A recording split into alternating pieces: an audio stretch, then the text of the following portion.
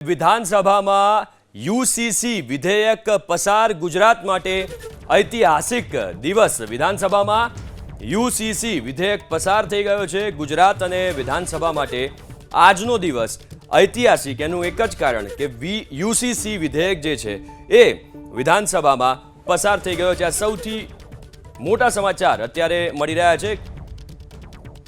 વધુ વિગતો સાથે સંવાદદાતા હિરેન રાજ્યગુરુ જોડાઈ ગયા છે। જી હિરેન। ભારતીય જનતા પાર્ટી અને એની પહેલા જ્યારે જનસંઘ હતું ત્યારથી એટલે કે 1951 થી ભારતીય જનતા પાર્ટી જેટલી પણ ચૂંટણી લડી છે તમામ ચૂંટણી વખતે જાહેર કરાયેલા ચૂંટણી ઢંઢેરામાં ભારતીય જનતા પાર્ટીએ કહ્યું છે કે યુનિફોર્મ સિવિલ કોડ એ અમે દાખલ કરીશું। જો કે કેન્દ્ર સરકારે હજી દાખલ નથી કર્યું, પરંતુ ઉત્તરાખંડ બાદ ગુજરાત ભારતીય જનતા પાર્ટીના શાસનની સરકારે આજે 1951માં આપેલું વચન એ પૂરું કર્યું છે। ગુજરાત વિધાનસભા ગૃહની અંદર યુનિફોર્મ સિવિલ કોડ એ પસાર કરી દેવામાં આવ્યું છે વિધેયક। હવે તે રાજ્યપાલ પાસે મંજૂરીમાં જશે, ત્યારબાદ તેનો કાયદો ઘડાશે અને કાયદો નોટિફિકેશન દ્વારા લાગુ કરવામાં આવશે। તો દેશનું બીજું એવું રાજ્ય છે ગુજરાત કે જેને યુનિફોર્મ સિવિલ કોડ એ વિધાનસભાની અંદર પસાર કરી દીધું છે।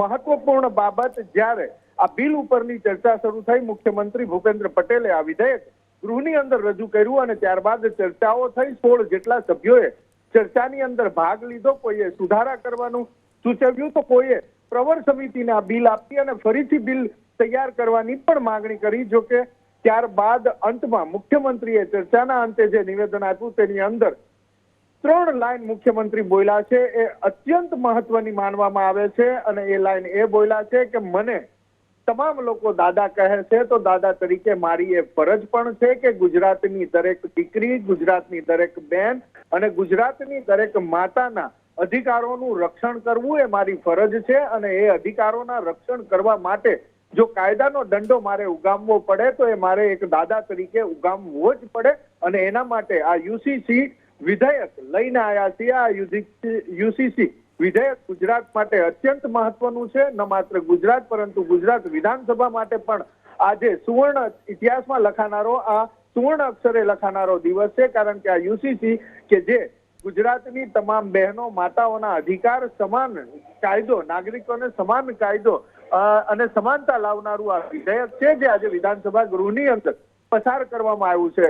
મુખ્યમંત્રી ભૂપેન્દ્ર પટેલના આ 3 લાઈનના શબ્દો એ તમામ ચર્ચા કે પછી 209 પાનાનું તૈયાર કરાયેલું વિધેયક એ આ 3 લાઈનની અંદર આવી જાય છે। મુખ્યમંત્રી ભૂપેન્દ્ર પટેલ જે આ રાજ્યના વડા છે, ગૃહના નેતા છે, એ પોતે એવું કહે છે કે મારી જવાબદારી છે ગુજરાતની દરેક બેન, દીકરી અને માતાના અધિકારોનું રક્ષણ કરવું, તેનું શોષણ ન થાય અને તેને જો ક્યાંય તકલીફ પડે છે તો એને ન્યાય અપાવવાની એ મારી જવાબદારી છે અને એ જવાબદારીના ભાગરૂપે જો કાયદાનો દંડો ઉગામવો પડે તેના માટે પણ હું તૈયાર છું અને એટલે જ આ યુસીસી વિધેયક એ લાવવામાં આવ્યું છે। તો આ અત્યંત મહત્વપૂર્ણ બાબત છે। જો કે સમગ્ર ચર્ચા આ યુસીસી વિધેયકની થઈ ત્યાં સુધી આમ આદમી પાર્ટી, કોંગ્રેસ, સત્તા પક્ષ એટલે કે ભારતીય જનતા પાર્ટીના ધારાસભ્યો, મંત્રીઓ હાજર રહ્યા હતા, પરંતુ જ્યારે પહેલું વાંચન આ મુખ્યમંત્રીના જવાબનું એટલે કે ચર્ચાના અંતે જે નિવેદન હોય છે એ નિવેદનમાં પહેલું વાંચન એ મત ઉપર મુકાયું, ત્યારબાદ કોંગ્રેસના વિધાનસભાના ઉપનેતા શૈલેષ પરમાર ઉપસ્થિત થયા હતા, ઉભા થયા હતા અને તેણે અધ્યક્ષને કીધું હતું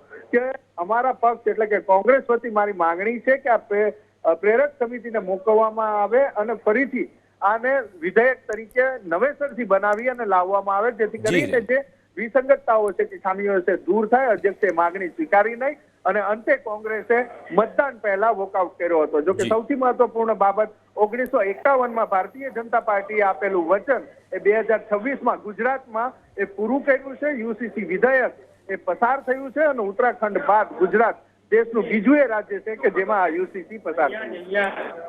બિલકુલ, આભાર હિરેન વિગતો આપવા માટે।